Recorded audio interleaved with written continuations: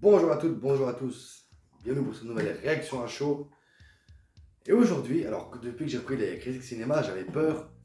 Parce que voilà, vous avez vu que The Conjuring 3, j'ai pas trop aimé. Space Jam 2, n'en parlons pas. Et j'avais peur, pour cette nouvelle réaction à chaud, de ne pas aimer ce film non plus. Donc, ma joie se lit sur mon visage. J'ai adoré ce film, j'ai beaucoup aimé. On va en parler. Aujourd'hui, c'est Mortal Kombat. Non, pas la version de 95, de 96, pardon, de 95, je ne sais plus. Non, non, c'est Mortal Kombat, sorti cette année. Alors, pour commencer, je ne suis pas familier des jeux de combat. Je n'aime pas les jeux de combat, c'est comme ça. Vous pouvez dire ce que vous voulez. Je n'aime pas les jeux de combat. Comme tout le monde, j'ai grandi dans les années 90. J'ai grandi avec Mortal Kombat, donc forcément, j'étais là quand les jeux sont arrivés. Je les ai joués sur Sega à l'époque, surtout le deuxième, je sais pas pourquoi.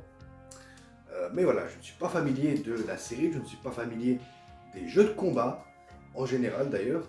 Parce que voilà, ça m'énerve. Et, eh bien, forcément, j'ai connu les adaptations de 95-96 avec Christophe Lambert, qui était un nanar incommensurable et qui était génial parce que on se marrait devant.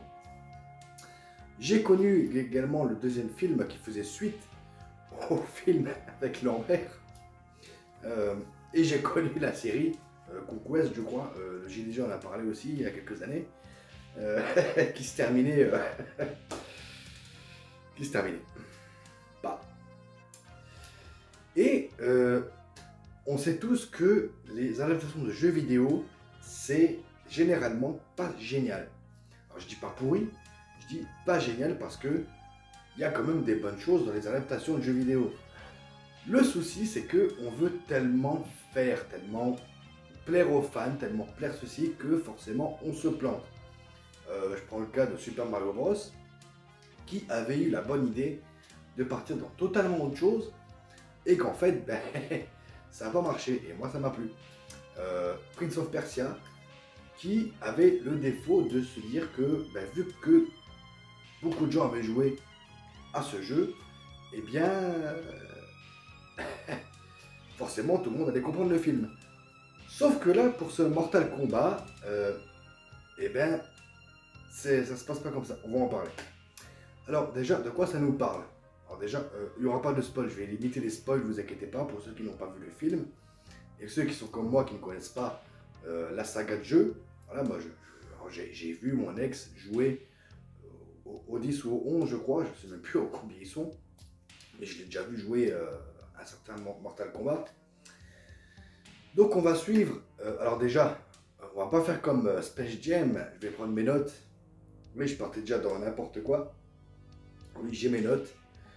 Donc, c'est réalisé par Simon McQuaid, je ne sais pas comment ça se prononce, et c'est sa première réalisation, sa première réal. Vous allez voir que pour une première réal, c'est franchement bien mené, bien géré. C'est sur un scénario de Greg Rousseau. Alors je ne sais pas si ça a à voir avec les frères Rousseau de la saga MCU, je n'en ai aucune idée. Alors on va retrouver pas mal d'acteurs, je ne vais pas tous vous les citer parce que sinon on en aura pour la nuit. Donc Lewis Stan qui a le rôle principal, donc Cole Young, Jessica McName, Sonya Blade. Alors Sonya Blade, moi dans les jeux ça dit vaguement quelque chose. Mais voilà, quand je vous le dis, je suis du tout pas familier de la saga. Josh Lawson, Joe Taslim, Chin Han, Lindy Lin, voilà, plein d'acteurs. Je ne vais pas tous vous les citer. Donc on va suivre Cole Young, qui est un combattant de MMA, je pense. Pour moi, ça va l'air du MMA. King Jamé, qui bien sûr, ce sont des combats truqués, et qui va être repéré par justement Sonya Blade, qui va le recruter pour le Mortal Kombat, qui est aussi le descendant de Scorpion qui est de son vrai nom est Hanzo Asashi. Asashi, je ne sais plus, Asashi, pardon. Alors, on va le suivre lui surtout, c'est le perso principal, qui va devoir forcément la quête du héros, comprendre ce qu'il est, accepter ce qu'il est. On a le schéma forcément du héros. Et ensuite, il va être repéré par donc, Sonya Blade et Jax, qui vont l'amener voir Raiden pour le Mortal Kombat. Et là, on va apprendre qu'en fait, le Outworld, on va appeler ça Outworld, donc le monde des enfers, on va dire, qui est contrôlé par Shang Tsung, qui, depuis des millénaires, organise des Mortal Kombat. Et là, c'est il a gagné 9 combats, 9 tournois, et s'il gagne ce 10e tournoi, il pourra envahir la Terre. Alors, vous comprenez déjà que forcément, c'est un scénario basique, hein, méchant veut conquérir le monde. Sauf que l'avantage, alors je vais m'arrêter là pour le scénario, pour pas trop spoil. Alors vous avez vu que j'ai beaucoup aimé. Alors, c'est pas forcément le scénario qui m'a plu. Le scénario, ça reste du basique. C'est méchant veut conquérir le monde. Ça reste du très très basique. Mais, moi ça m'a beaucoup plu parce que déjà les combats sont lisibles. Les combats, ils sont lisibles.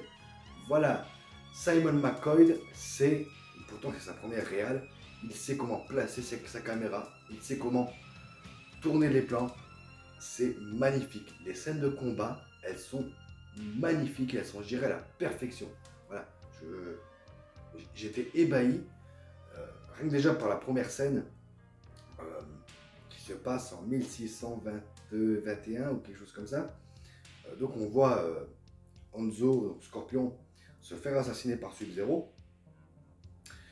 Et qui, alors là on a Raiden qui arrive et qui prend, alors c'est pas une spoil, c'est au début du film, hein, qui prend l'enfant de Scorpion et voilà, la descendance va se perpétuer voilà, jusqu'à nos jours où justement Cole est le descendant de Scorpion. Mais bon, ça, on va pas, je vais pas trop m'aventurer là-dessus. Je vous laisserai découvrir le film. Donc oui, la première scène de combat d'action, elle est magnifiquement filmée. Franchement, les coups sont visibles. Pour ceux qui aiment les fatalities bien gore, là vous en aurez. Alors c'est pas tout le long du film non plus, faut pas déconner. On n'est pas là pour voir du gore, mais quand il y a des fatalities, c'est vraiment bien gore. Alors, on a quelques références au jeu, en fin de combat ou pendant le combat. Il n'y a pas énormément de combats, même si les combats en eux-mêmes durent assez longtemps. C'est ça que j'ai apprécié, c'est qu'on ne va pas te mettre plusieurs combats à la suite. On va vraiment, quand il y a un combat, il va durer un certain moment. Alors, le film fait 1h50, 1h55. Franchement, j'ai pas vu le temps passer. Je n'ai pas vu le temps passer, c'est absolument génial. Donc oui, Simon McCoy sait gérer une caméra. J'espère que ça va devenir un grand réal parce que franchement, il sait manier la caméra. Les acteurs sont dirigés aux petits oignons. C'est pas exemple de défaut. Il y a quand même quelques plans qui sont un petit peu illisibles. Mais voilà, ça reste du basique. C'est pas choquant. Ça cache pas le plaisir du film. Alors, le film fait... Alors, le scénario est basique. Hein, c'est méchant, conquérir un monde, des gentils battent méchants. Mais le film, eh bien, c'est du divertissement. Quand on regarde ce genre de film, on se dit que, voilà, on va poser un petit peu le cerveau. Pas tellement, parce qu'il y a quand même des enjeux qui sont posés dès le début. Les enjeux sont respectés. Et ce que j'ai beaucoup aimé, c'est que chaque personnage est développé. Chaque personnage a son temps à l'écran, chaque personnage a son background. Il a également sa part dans l'histoire, sa part à faire. Aucun personnage qui aura dans le film n'est laissé de côté. Il pourra également aider les personnages principaux. J'ai beaucoup aimé. Alors bien sûr, dans ce genre de film, quand il n'y a pas de combat, généralement on se fait chier. Et bien pas là, parce qu'en fait, le film va surtout jouer sur l'humour. Alors l'humour à certains moments et la gravité de certains cas à certains moments. Ce qui est bien, c'est que dans ce genre de film où c'est des films de combat, où forcément le rythme n'est pas bien géré, où forcément quand il y a des moments d'humour qui se mélangent avec des moments de drame, on va dire, c'est pas bien géré. Là, franchement, on a un temps pour l'humour, un temps pour le drame, un temps pour l'action. C'est très bien dosé. Franchement, j'ai pas envie de vous spoil le film. Alors, je pense que la vidéo va être courte, désolé. Parce que si je rentre dans les détails, forcément, je vais spoil le film. Alors, surtout pour ceux qui ne connaissent pas la saga de jeux vidéo, un peu comme moi. En gros, pour les personnages qu'on verra dans le film, on a Cabal, je crois que c'est le gars avec plein de bras, là, espèce de géant, là. On a également, on fait référence également le grand méchant, Shao Kahn. On voit qui? On voit donc Sonya Blade, Jax, Scorpion, Raiden, Sub-Zero. Alors, j'ai pas tout vu. Il y a aussi le gars avec le chapeau qui coupe. Je sais pas comment on appelle ça. Franchement, une espèce un peu comme une lame. J'ai oublié son nom. Franchement, c'est un très très bon film. Alors, comme tout le monde, je suis assez réservé sur les adaptations de jeux. Parce que je sais forcément que les producteurs veulent faire exactement ce qu'on voit dans le jeu, ce qui n'est absolument pas possible. Quand on prend un jeu de combat qui, de base, n'a pas vraiment de scénario, forcément, on peut faire un peu ce qu'on veut. Là, ils l'ont fait, c'est très très bien fait.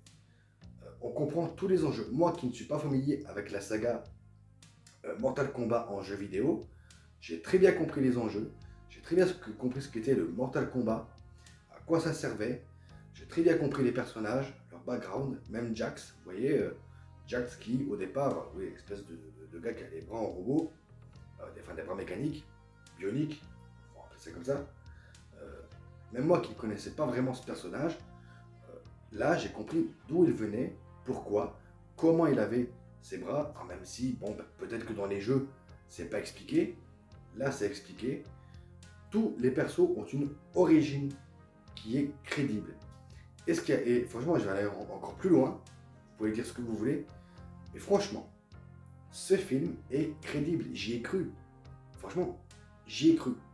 Ça marche vraiment. Alors, peut-être c'est la façon de réaliser. Peut-être que c'est aussi les effets spéciaux qui sont franchement très très bien gérés. J'ai pas vu, allez, peut-être une petite scène où on voit que c'est du CGI, on voit que peut-être parce que c'est mal cadré, je sais pas, mais voilà, il y a peut-être une ou deux scènes où on voit que les CGI sont mal gérés, mais dans l'ensemble, ça reste agréablement visible. L'histoire est très très compréhensible, alors même si le scénario de base, je le répète encore une fois, c'est méchant, vouloir conquérir le monde, gentil, battre méchant, et voilà. Mais ce qu'il y a de bien, c'est qu'à la fin du film, le film ouvre sur un deuxième film. Alors je ne sais pas, le film a marché, je ne sais pas les entrées qu'il a fait. Peut-être que le film a marché, peut-être pas, je ne sais absolument pas. Je ne me suis pas renseigné là-dessus. Je sais que le film a coûté 55 millions de dollars de budget. Ce qu'il a rapporté, je ne sais pas. Est-ce que maintenant, le film a marché et on aura une suite? Parce qu'à la base, je crois qu'ils veulent faire une trilogie. Franchement, moi je veux voir cette suite parce que vraiment le Mortal Kombat en lui-même, on l'a pas vu. Donc ça serait bien que, enfin on l'a pas vu, on a fait des combats, mais en lui-même, le Mortal Kombat n'a pas eu lieu, le tournoi n'a pas eu lieu. Parce que les méchants ont triché, donc forcément les gentils se sont défendus. Voilà. Je ne vais pas aller plus loin sur le scénario et sur le film en lui-même, parce que j'ai pas envie de spoil. Vous connaissez, quand je commence à trop parler, je spoil, là j'ai pas trop envie. Je veux que vous le découvriez. Donc oui, le film a coûté 55 millions, je ne sais pas ce qu'il a rapporté. J'espère qu'il a marché pour voir cette suite, parce que franchement, le film, il vous ouvre sur une suite. Là, c'est vraiment une fin ouverte. Là, on se dit, peut-être, je pense que si vraiment c'est une trilogie préparée, je pense que dans le deuxième film, on va forcément dans un combat, on verra peut-être d'autres personnages issus des jeux. Alors, moi, vu que je ne suis pas familier des jeux, les persos, je ne les connais pas forcément. Je connais les plus importants, Raiden, Sub-Zero, Scorpion, Jax. Pour le reste, je les connais pas. Je sais qu'il y a un certain Johnny Cage, je crois. Mais c'est tout. Voilà, je les connais pas plus que ça. Donc j'aimerais bien que dans la suite, on nous amène d'autres personnages. Et par contre, il faut que ça reste cohérent. Il faut que ça reste crédible. et qu'on nous apprenne le background des personnages, tout comme ce que je viens de vous dire pour ce premier film. Donc je pense que vraiment le Mortal Kombat, le tournoi, on l'aura au troisième film. Et moi franchement, je trouve que ça pourrait être plutôt pas mal. Écoutez, je vais m'arrêter là. Parce que là, j'ai pas envie de vous spoil, j'ai pas envie de vous dans les détails techniques ni quoi que ce soit. Parce que franchement, si vous ne l'avez pas vu, et si vous n'êtes pas familier des jeux, voyez-le, pardon. Là, franchement, c'est une agréable surprise, un agréable moment à passer. J'ai pas eu le temps de passer. On s'ennuie pas. Même quand il n'y a pas de combat, il y a toujours quelque chose à l'écran, il y a toujours une scène, alors que ce soit une scène marrante, une scène dramatique. Ça s'envoie très bien. C'est très bien dosé, que ce soit au niveau dramatique, également romantique, quelque part, mais aussi les moments comiques. Je pense surtout à Kano, je crois qu'il s'appelle, qui est un peu le comic relief du film, qui va te lancer des vannes à chaque fois. C'est vraiment génial. Pour ceux qui connaissent la saga de jeux vidéo, alors, il y aura toujours quelqu'un pour dire « Ouais, mais dans le jeu, c'était pas comme ça, dans le jeu, c'était comme ça. » Je suis désolé, mais ça marche pas comme ça. Non, c'est du cinéma, il faut que ce soit crédible. Voilà. Je vais pas m'attarder plus que ça. Écoutez, alors vous avez compris que j'ai beaucoup aimé ce Mortal Kombat, j'ai adoré. Alors oui, aujourd'hui je ne rentre pas dans la technique, je ne rentre pas vraiment dans le scénario. Je vais juste vous donner mon avis là-dessus. Vous dire de le voir si vous ne l'avez pas vu. Alors, j'ai pas envie de spoil, donc forcément on ne rentre pas dans les détails. Je vous laisserai découvrir les détails par vous-même. Si vous ne l'avez pas vu, voyez-le. Si vous l'avez déjà vu, revoyez-le. Alors pour moi qui suis gamer, l'avantage c'est que je ne connais pas les jeux. Enfin, je ne connais pas. J'ai joué au premier jeu qui était sorti à l'époque, avec 90. Je con, je sais. Mais j'ai pas vraiment de souvenirs de Mortal Kombat. Les jeux de combat, j'aime pas, comme je l'ai dit. Et l'avantage, c'est que dans ce film, j'ai tout compris. J'ai compris les enjeux, j'ai compris ce qu'était l'Oddworld, j'ai compris ce qu'étaient les champions qui sont désignés par la marque. Franchement, tout est compréhensible. Que vous connaissiez ou pas les jeux, c'est compréhensible. Alors, forcément, il y aura toujours quelqu'un pour dire bah, c'était pas comme ça dans le jeu, hein, machin. C'est du cinéma, les amis. Voilà, c'est du cinéma, c'est des adaptations, donc il faut que ça soit cohérent. Si maintenant les gens écoutent, et que les producteurs écoutent et qu'ils font des films où on voit exactement ce qu'on a vu dans un jeu ou ce qu'on a lu dans un livre, je vois pas l'intérêt.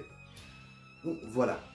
Écoutez, on va s'arrêter là. Si vous n'avez pas vu Mortal Kombat, voyez-le. Même franchement, la version 95 avec Christophe Lambert était plutôt drôle. Quant à moi, je vous retrouve très bientôt. Continuez à regarder des films, à jouer aux jeux vidéo. Ciao.